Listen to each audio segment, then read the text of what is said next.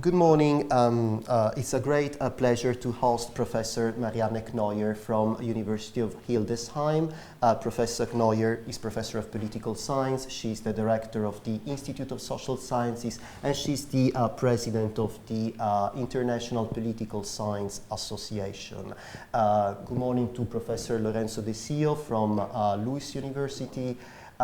Today, both Professor De Sio and I will interview Professor Kneuer in this event, which is organized by Unitelma Sapienza University of Rome with the sponsorship of the Italian Political Science Association. It is a great privilege to have Professor Kneuer here because today in our conversation we want to open a dialogue about perspectives and developments in political science, and we are of course very interested in your global perspective. So I would first like to start with a broad question about the state of health of political science at a global level. First of all, thank you very much, dear colleagues from Sapienza and Lewis, and also to the Italian Political Science Association to invite me here to exchange with you. I think this is very important, and I'm very glad that I have this opportunity. Thank you very much. Well, the question of health of political science globally is, as you can imagine, a very difficult one, because I mean, the community of political scientists worldwide could be characterized foremost by the word of diverse. So it's a very diverse community, as you can imagine. My organization, the International Political Science Association, is representing more than 50 countries, more than 150 collective members, and more than 4,000 individual members. So you can imagine that this is quite some diversity. But I mean, talking about the health is also maybe a difficult word. In what shape is political science in the different parts of the world? And here again, generally speaking, I can say very diverse shape. So we have, of course, we have difficult or different difficulties of conditions in different countries. This is quite natural. And we have also different traditions, so to say. So for example, the last days we have been talking already here a little bit within the Italian community. And maybe it's not so new for you as Italian political science community to learn about, for example, quite a competition in some countries between the discipline of political science on one side and then on the other hand side law or constitutional sciences or constitutional law. Absolutely. And sociology. So apparently, and this is again I think nothing new for you, there is, and traditionally there has been in some parts of the world, this kind of competition between some social sciences discipline like sociology, but also with some sub-disciplines of law that are focusing state governments, like state law, constitutional law, and so on. So why is this so? Well, it's very simple, because I think there are some traditions from the last century and also from the 19th century if we go back. So we should not forget that there are always also these path dependencies in national traditions. And some of these national traditions also converge. If we look, for example, to the Latin American continent and some parts of Europe also. So I think we all know, and still up to today, so far we know this competition between these disciplines and also sub-disciplines. And then there is another aspect, I think, which is not so unimportant. There are, of course, a lot of intersections and of overlapping. So what is the challenge for us? The challenge is and this refers to any national community, I would say, and in general for political science and social sciences, the challenge would be, are we ready to cooperate in an interdisciplinary manner, you know, with sociologists and constitutional lawyers and so on? And if we are willing to do so, are we prepared? So I mean, this is something which is also not restricted to any national community. I think we all have these experiences that we more or less, also for research practical reasons, for policy reasons, we are asked to interdisciplinary research cooperation. But then, if you start to do so, you get aware, you perceive the difficulties of this endeavor. So, I mean, I don't want to go into detail because I think this is a very broad challenge we have. I wouldn't say it's a problem, but it's a challenge. It's a situation that we are facing. And now coming to the diversity worldwide in a global manner, this situation I just have been describing is presenting itself to a different degree in different regions. So in some regions we have more, still more traditional competition between these disciplines, and some less.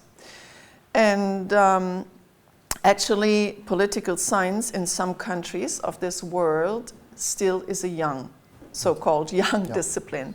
It's a discipline that still is fighting for its place also in the overall social sciences world or landscape, so to say.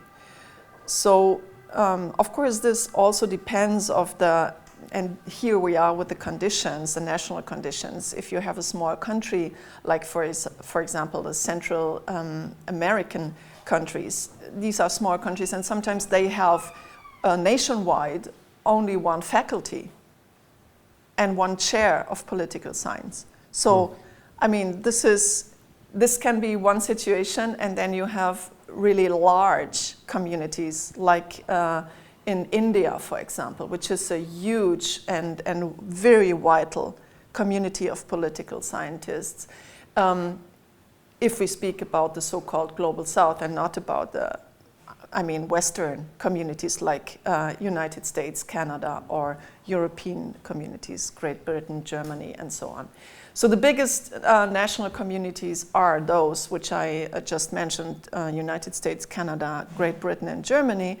But again, my perspective and the perspective of my organization is a global one. So we are really looking at, you know, at the global perspective, and there we find this immense diversity, and therefore what we are trying to do is to actually be as much as we can be in touch with these political science communities, because they have different demands. They have different problems on the national level, and they have different, you know, demands to us as IPSA, as international organization, and of course they have different national problems or challenges, so to say. Okay, I have a question that's partly related, partly resonates with some of your considerations. I was putting myself from the point of view of young aspiring scholars, because part of our job is to educate young scholars. Now, what would you say are the main trends of change of our profession in recent years? And from the point of view of young scholars, how should they equip themselves to deal with this transformation, but at the same time, perhaps to leverage these transformations for their professional development? Yeah, I think this is a very, very important question.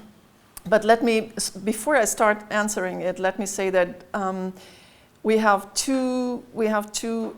think we have two tasks as political scientists, nationally and globally. And this is to focus more on the early career colleagues.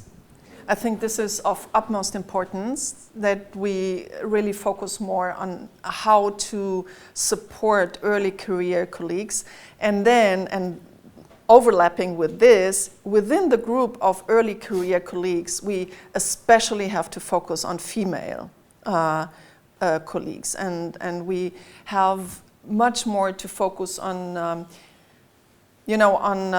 supporting and supporting female trajectories in the scholarly careers, and also open them ways of entering into the into career opportunities. So I think these are really for me and for us as IPSA, these are the really two tasks we are quite aware of: early career and gender balance, and support of female political scientists worldwide. Because in some countries, again, you can imagine that this is quite well on the way, but in others not. So these are really important issues. And now coming to the trends of change. Actually, I would say that, and I would put it in the first, in the first row, we have to talk about digitalization, because digitalization definitely is a new trend, and it provides a lot of opportunities and of advantages, especially, and you know that here, and I'm on in the right place to say that. It provides a lot of opportunities for teaching, of course, but also for investigation. And this is for both sides. So this is opportunities for us as professors, but again, also opportunities for development, scholarly and academic development for the for students, for early career persons, and so on.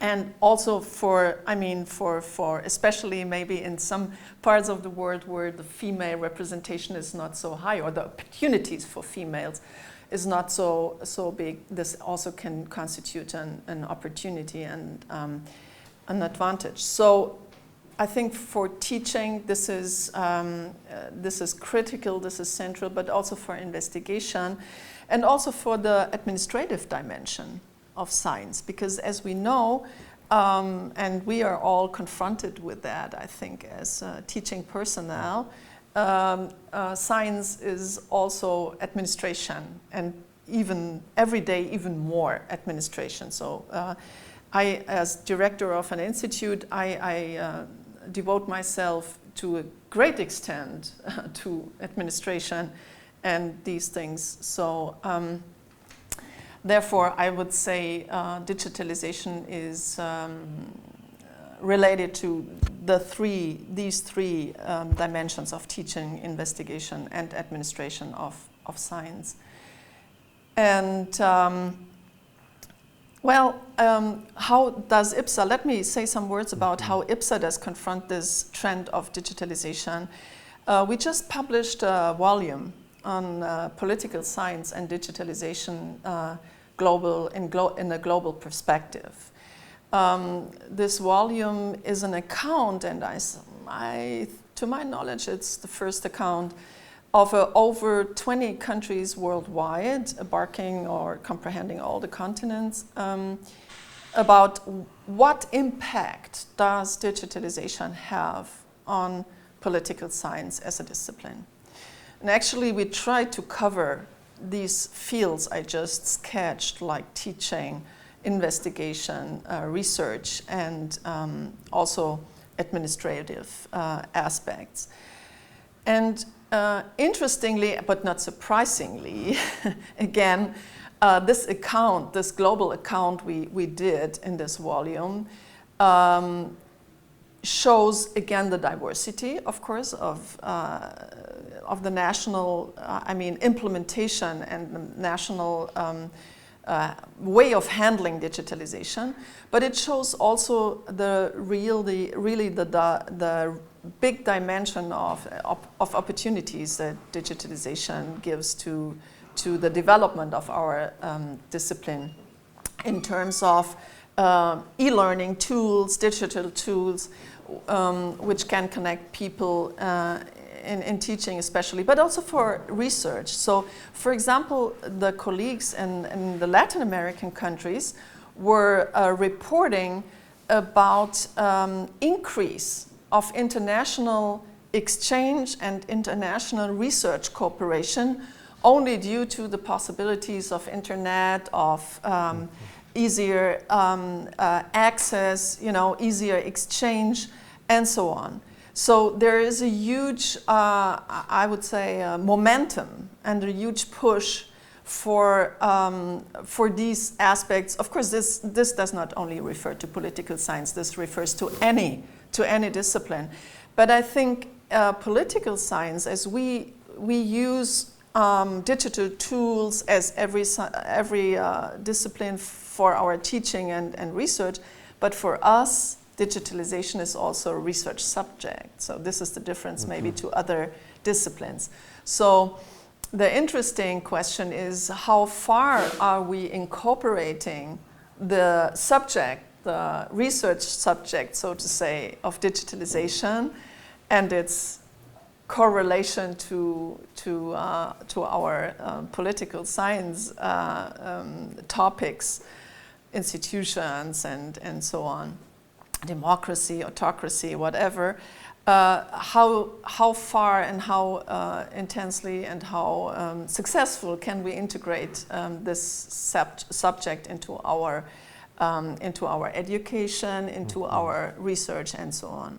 So I think, well, to sum up, digitalization, I would say, is an important trend. But, and now comes, I was very positive now and sketching the advantages, and I think there are more advantages for us as a discipline than disadvantages. But at the same time, I have to say, in the global perspective, that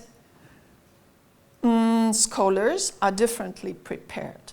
This is also true in regards of the willingness to integrate and to incorporate digital tools into our teaching, for example. This is one point. It's also a generational question, of course, that will be solved at some point. But on the other hand side, and this became quite clear in our book,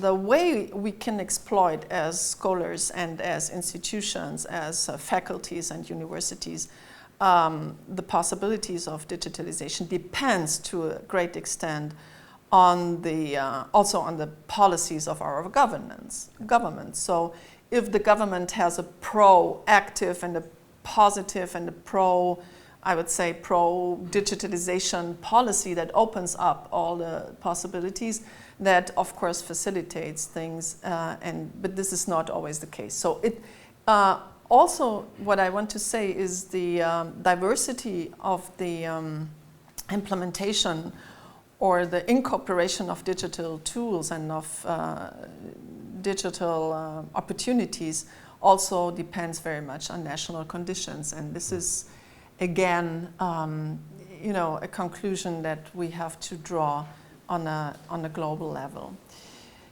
Then let me talk, because this is something which is very important for me also, like digitalization is, I think it's, it's important, but there's another and maybe not so, pleasant issue that we are confronted with on national level. I know that from a lot of national communities, political science associations, but also we as global organization, and this is academic freedom. Academic freedom is, as you can imagine, increasingly now in the last years an issue for all of us. Of course, academic freedom is nothing, it's not a new topic. Academic freedom has always been a topic as long as we have autocratic regimes who are repressive in terms of freedoms in general, and a government who suppresses freedom in general also suppresses academic freedom. This is quite clear. But we we are not only confronted in the last years with, with autocratic governments and this problem of repression of freedoms and academic freedom. A new problem maybe is emerging in the form of democratic erosion. So we have practically democratic countries which are in some way backsliding in their democratic quality and in their state of democratic procedures, so to say. And this kind of democratic erosion, often also linked to populist discourses or populist techniques or populist approaches, can cause also very unpleasant and very difficult pressure on academic freedom and on scholars, especially of political science. Of course, again, academic freedom is an issue for all scientists, for all scholars, but of course, political science as our subject is politics itself. We are under a special, or we are in a special situation. So what we perceive globally is that this kind of democratic erosion in the recent years puts or confronts us with new problems. We did not have in the same way, and it's not so easy to respond to them. Why is this so? Because this kind of democratic backsliding in conjunction with populist approaches also has an effect on the overall societal climate, which is a huge polarization. And in such a polarized discourse, I deliberately use very general words, but in this kind of polarized societal climate, it's very difficult to talk about academic freedom and also to settle issues on academic freedom. And of course, this is, I know that national communities are confronting these problems when they have them in their country. A lot of them are in this situation. But for us as an international organization, we also, of course, are confronted with this problem because our colleagues come to us and report to us. And it's always difficult because at the same time you always want to defend academic freedom, and this is I think this is our duty to defend academic freedom. But at the same time, we have to protect our colleagues in the countries concerned. This is a very delicate and sensible issue. It's sometimes very difficult. So, as you can see, declarations from national communities as well as from IPSA are increasing. For example, take the example of the CEU in Hungary. This is an issue we have been quite active on, so issuing declarations and on these issues and on others also. Again, these incidents are increasing. Okay, after this picture, which is not necessarily 100% positive or optimistic, I would like to be back to issues you have touched upon, which are diversity and inclusiveness. Mm-hmm. So I would like to ask you how diverse and inclusive political science is at the global level, of course, but also are there substantial differences across continents or countries? And in your view, is there a successful model to follow or to be inspired by? Well, again, there is a great diversity, but in general, I would say that we are confronted to an overall underrepresentation of female scholars. This is, I would say, in all the countries. I'm including explicitly also European and North American communities. I would say that female representation is an issue for all national communities. Is there a best practice model? Well, I would say that's difficult to say. This is really a difficult question, but from my own experience, as scholar, as serving in different functions in the German political science community and now in the international political science community, I think the most important point is, again, developing early career opportunities for female scholars. This is very important. And then providing the structural conditions and frameworks for getting female scholars into leading positions, so into leadership positions, because I think we all know, at least in a lot of Western countries, the picture is that the students are more or less equal, like 50% women, 50% men, and then the gap increases. So the numbers of the doctorates, then the numbers of the assistant professors number, and so on. You know, the higher you wanna send, the less women you have. So this is the gap, you know, from the students level ongoing. So what we need is some awareness of getting women in leadership positions, and I mean, this is also some discussion we have actually in some national communities. Do we need quota, for example? How are recruiting processes? How fair are recruiting processes? This is a lot, and here we are again in administrative aspects. So this shows us that I mean, academia is more than teaching and research. It's also about these administrative procedures like recruitment, because recruitment is in the core of everything. If you do not have fair recruitment processes, which also, you know, are aware of these diversity and gender balance issues, well, then you have a different picture of your national community. So, I mean, Italy is a model, as I learned, because you have a president of the Political Science Association, a female president, and the second in a row. But this is already this is extraordinary. This is not so normal, you know. So having this awareness also and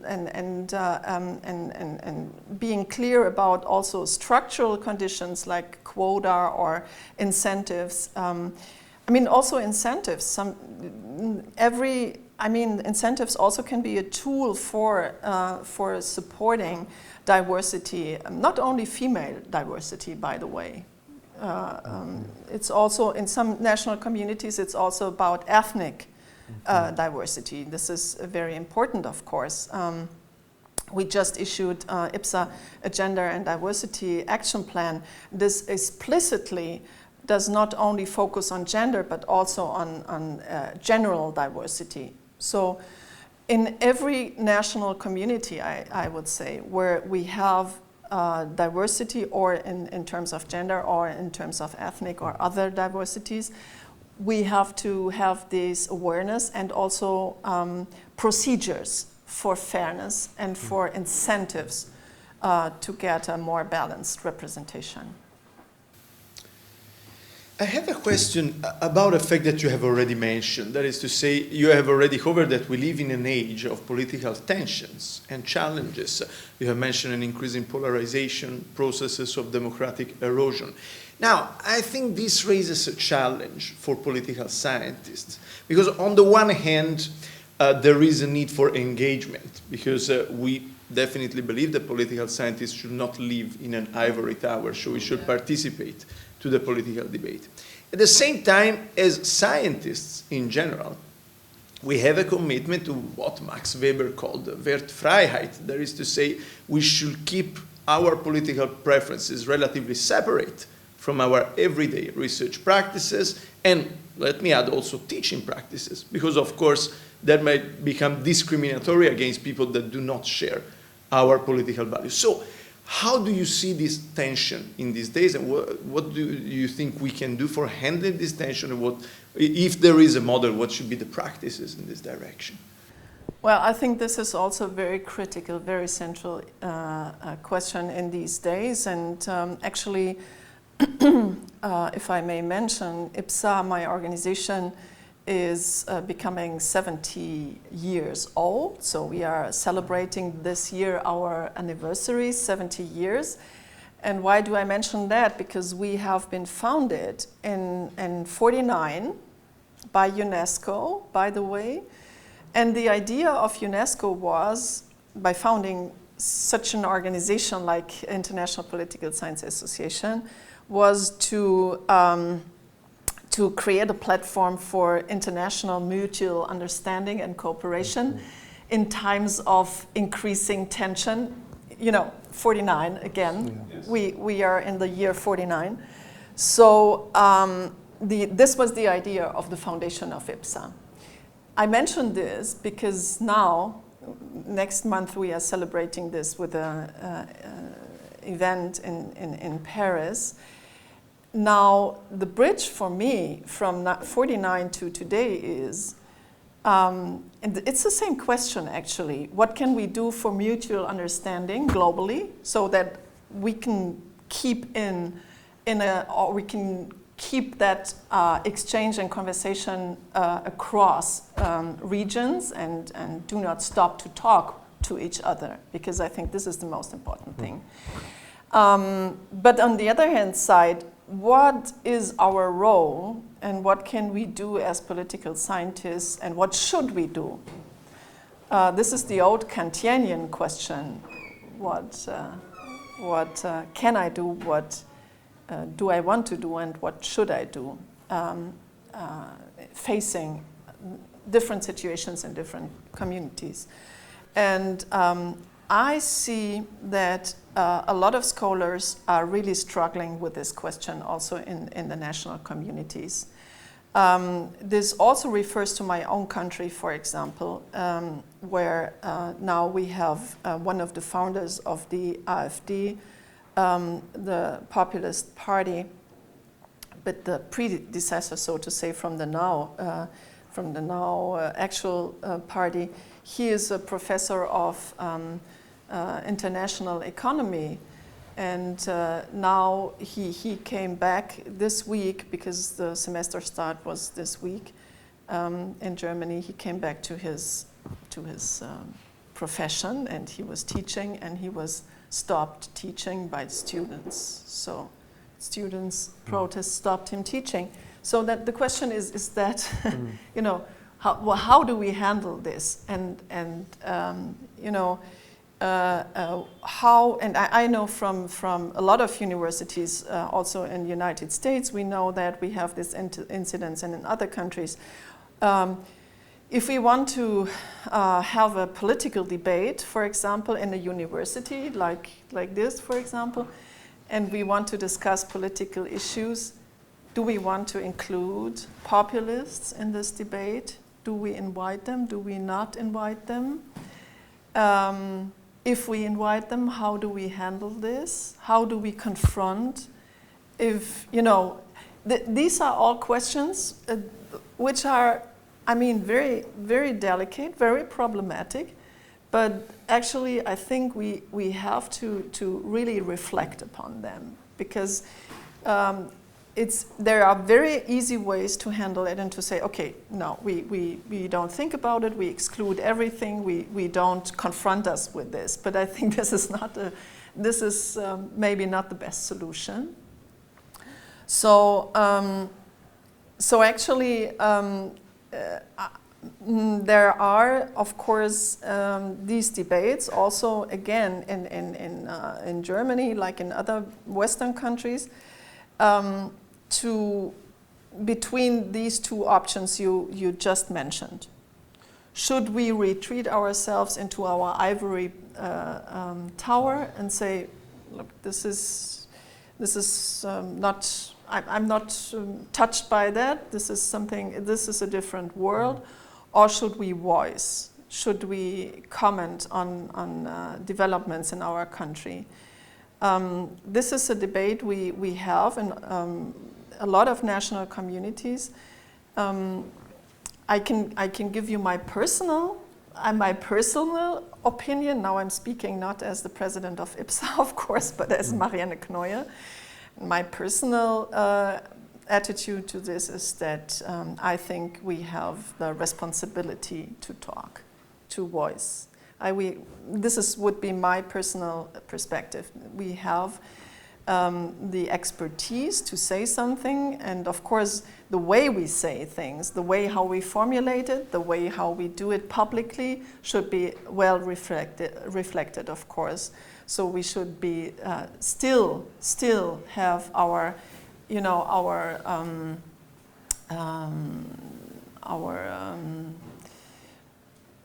principle of Wertfreiheit, as you said, the Weberian Wertfreiheit. We still have to be aware of our role. How do we speak and how do we confront things? But I mean, I see actually that we have responsibility to as political science to become public, to say something if we think we should. So, but this is my personal opinion and position, and at the same time, I know that this discussion is going on in the different communities, and we will have this discussion in IPSA also next month. Thank you, Professor Kneuer. I think we have touched upon several issues.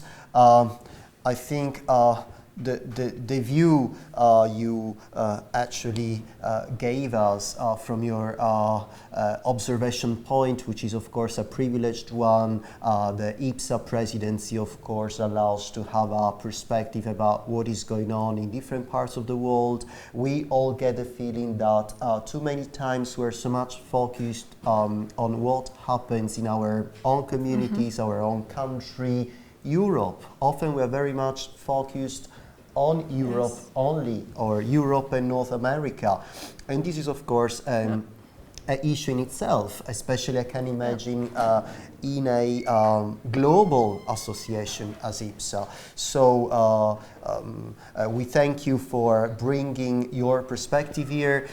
We thank Professor De Sio for contributing to this discussion. We thank Unitelma Sapienza, University of Rome, for organizing this, and we thank the Italian Political Association for sponsoring the event. Thank you again. Thank you. Thank you for being here.